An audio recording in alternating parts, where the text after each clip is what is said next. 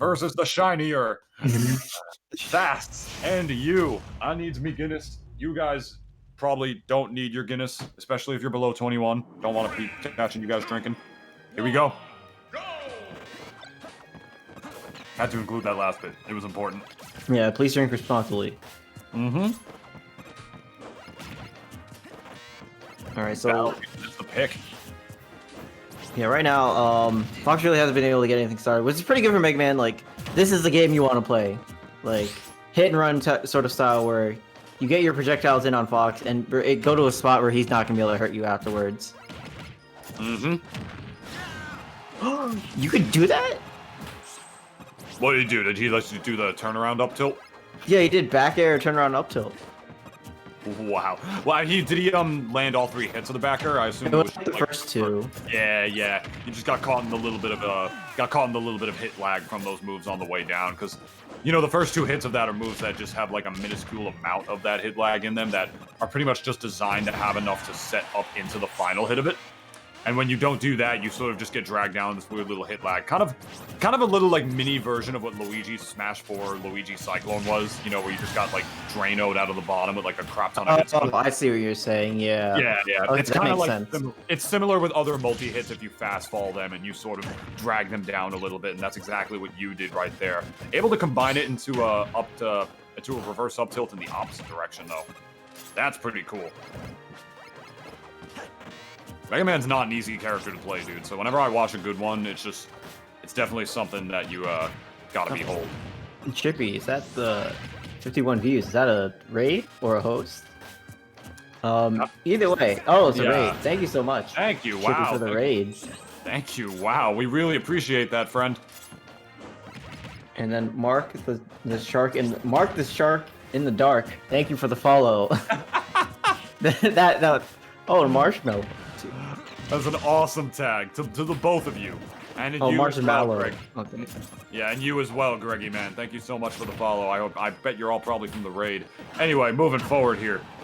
Still no stock taken on the part of Thass taking you right now. Still holding on to his first stock after a while.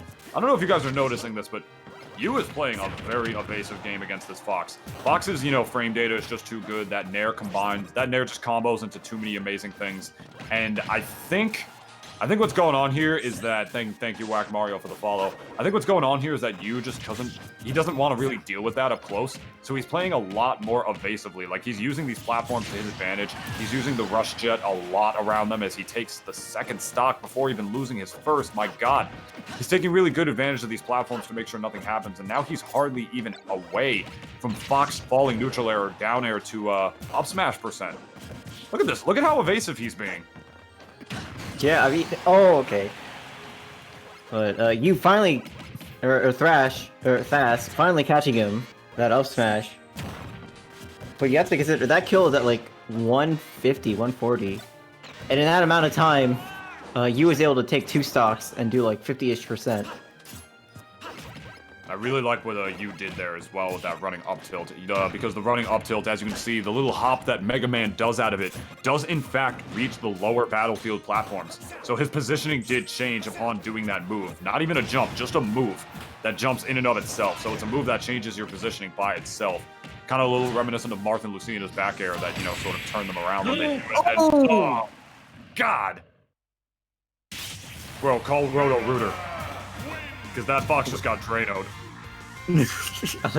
Like, call who? Call Roto Rooter, that's the name. And away those spacies down the drain. Roto Rooter.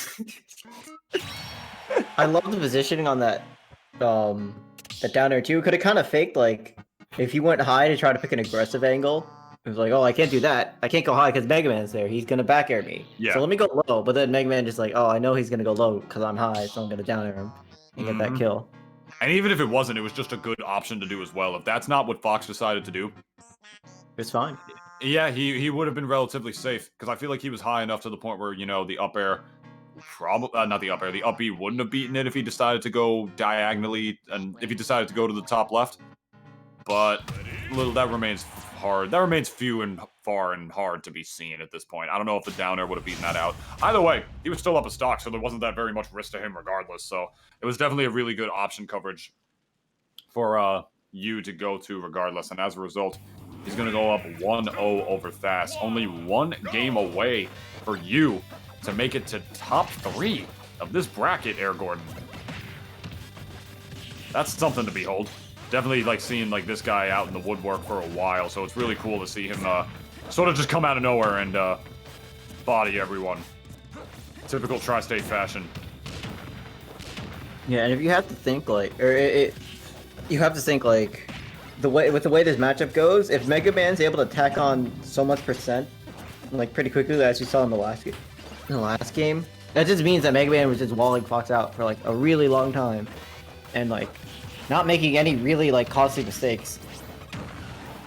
Right now we're seeing a bit of a different story where Thass is able to get in and not let Mega Man really set up the projectile zoning game. Yeah, it's definitely a different story. Oh my goodness, what was that? Thank God he saved his jump there, because if he didn't, that would have spelled disaster for Thass going that low.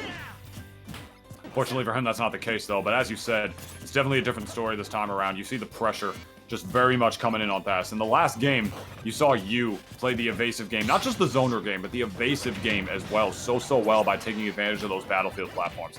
Here on Town and City, you doesn't have those to always rely on, because this stage is Final Destination half of the time. Except just like, you know, with a higher vertical blast zone and a lower horizontal one for back airs to be able to kill like that. So I think this is a really good counter pick for Thass, at the very least on that end. Oh wow.